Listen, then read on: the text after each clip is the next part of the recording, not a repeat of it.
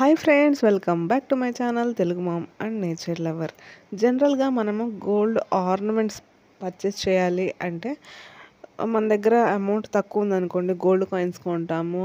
లేకపోతే మన దగ్గర డబ్బులు ఎక్కువ ఉన్నాయి, అర్జెంట్ మనకు ఆర్నమెంట్ అన్నప్పుడు డైరెక్ట్గా ఆర్నమెంట్ పర్చేస్ చేస్తూ ఉంటాము. ఫర్ ద లాస్ట్ 2 years నేనైతే గోల్డ్ కాయిన్స్ కొని దాన్ని ఆర్నమెంట్ కింద చేంజ్ చేసుకుంటా వచ్చానండి. సో ప్రజెంట్ నాకు ఈ 2 years గోల్డ్ మీద ఎంతో కొంత అవగాహన వచ్చిందని అనుకుంటున్నాను. సో నేనైతే అబ్జర్వ్ చేసిన పాయింట్స్ మీతో షేర్ చేసుకోవాలనుకుంటున్నాను. ఫస్ట్ ఆఫ్ ఆల్, గోల్డ్ కొనటం అనేది స్టార్ట్ చేసినప్పుడు నాకు గోల్డ్ కొనటం అనేది ఒక వ్యసనంగా మారిపోయిందండి. 2 years ఎండింగ్కి వచ్చేసరికి. బట్ నేను రియలైజ్ అయింది ఏంటంటే, గోల్డ్ కొనటం అనేది మనము కొంత అమౌంట్తోనే కొనాలి, కొంత అమౌంట్ అనేది మనీ పరంగానే సేవ్ చేసుకోవాలండి. నేను చేసిన మిస్టేక్ వచ్చేసి, నా దగ్గర ఉన్న ఎవ్రీ పెన్నీ వచ్చేసి గోల్డ్ మీద ఇన్వెస్ట్ చేశాను. గోల్డ్ కాయిన్స్ పరంగా కొనేసి పక్కన పెట్టుకుంటా వచ్చాను. At the end of the time నాకైతే మనీ అవసరమైనప్పుడు ఈ గోల్డ్ కాయిన్స్ని సేల్ చేయలేను. అలా అని ఈ గోల్డ్ కాయిన్స్ని ఎక్స్చేంజ్ చేసి ఆర్నమెంట్ తీసుకోవాలంటే ఇంకొంచెం అమౌంట్ అనేది నేను పెట్టాల్సి వచ్చేది. సో నాకైతే మనీ పరంగా చాలా టైట్ అయ్యేది. సో నేనైతే డిసైడ్ అయ్యాను, ఇంక నుంచి మనీ పరంగానే సేవ్ చేసుకోవాలని అనుకుంటున్నాను. ఎందుకంటే ఇంతవరకు గోల్డ్ పరంగా సేవ్ చేసింది చాలానే అనిపించింది నాకైతే. ఇంకోటి ఏంటంటే నెగిటివ్ పాయింట్, మనం గోల్డ్ కొని సేవ్ చేసుకొని ఆర్నమెంట్స్ కింద కన్వర్ట్ చేసుకొని పెట్టుకున్నాం అనుకోండి, దానికి మళ్ళీ మనం కాపలా గాయాల్సిన పరిస్థితి. సో మనీగా మనం సేవ్ చేసుకున్నాం అనుకోండి, మనం బ్యాంక్లో వేసేస్తే వాళ్ళు దానికి మళ్ళీ ఇంట్రెస్ట్ పరంగా ఎంతో కొంత మనకి ఇస్తారు. అండ్ కొంచెం టెన్షన్ ఫ్రీ ప్రాసెస్ అనిపించింది నాకైతే మనీగా సేవ్ చేసుకోవటం అనేది. గోల్డ్ అవసరమే, గోల్డ్ అనేది ఇన్వెస్ట్మెంట్ ప్రాసెసే. బట్ ఎంతవరకు మనము పర్చేస్ చేసుకోవాలి అనేది అంతవరకే చేసుకోవాలండి. మనము టైట్ అయ్యేంత ఇదిగా పర్చేస్ చేసుకోకూడదు. సో నేనైతే ఈ 2 yearsగా గోల్డ్ గురించి అబ్జర్వ్ చేసిన మెయిన్ పాయింట్ వచ్చేసి, మనము గోల్డ్ కాయిన్స్గా సేవ్ చేసుకుంటామండి. దాన్ని మనము మనీ కింద మార్చుకోలేము. At the same time ornament కింద మార్చుకోవాలన్నా ఎంతో కొంత మనీ అనేది మనం పెట్టాల్సి వస్తుంది. అంటే మనము తీసుకునే ఆర్నమెంట్ యొక్క కాస్ట్ అనేది మన దగ్గర ఉన్న గోల్డ్ కాయిన్స్ కాస్ట్ కంటే ఎక్కువే అయిపోతుంది మ్యాక్సిమము. ఇక్కడ పాయింట్ వచ్చేసి, మనకి గోల్డ్ కాయిన్స్ అనేవి పనికి రావట్లేదు. At the same time money కింద కన్వర్ట్ చేసుకోవాలంటే కూడా మనము ఎంతో కొంత మనీ పెట్టాల్సి వస్తుంది.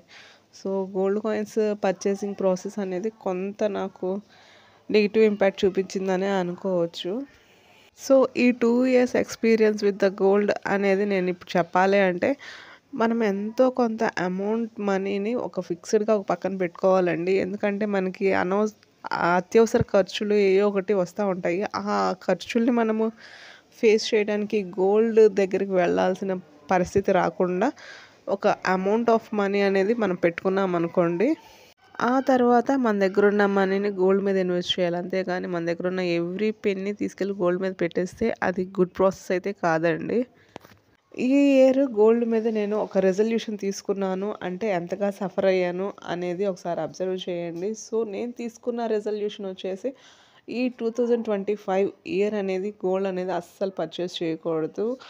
దట్టు నేనైతే మనీ పరంగా సేవ్ చేసుకోవాలి, కొంత అమౌంట్ ఫిక్స్డ్గా పక్కన పెట్టుకోవాలి. అండ్ దెన్ ఫ్యూచర్లో గోల్డ్ పర్చేస్ చేయడం కోసం కొంత అమౌంట్ అనేది దాచిపెట్టాలి. తర్వాత నేనైతే ఆ అమౌంట్ ఆఫ్ మనీతో గోల్డ్ అనేది పర్చేస్ చేసుకోవాలనుకుంటున్నాను. మీరు అడగొచ్చు, దీని ద్వారా మాకేం చెప్తున్నావు, మాకేంటి యూజ్ అని చెప్పేసి.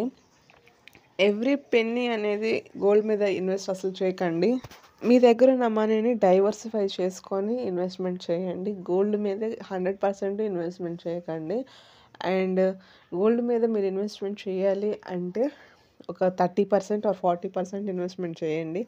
అండ్ రిమైనింగ్ 70%లో ఒక 30% మినిమం మనీగా సేవ్ చేసుకోండి. ఎందుకంటే అన్నెసరీ ఖర్చులు లేకపోతే అర్జెంట్ ఖర్చులు చాలా వస్తాయి. గోల్డ్ దాకా వచ్చి ఆ గోల్డ్ని యూస్ చేసుకోలేని స్టేజ్లో ఉంటుంది ఆ సిచ్యువేషన్ అనేది.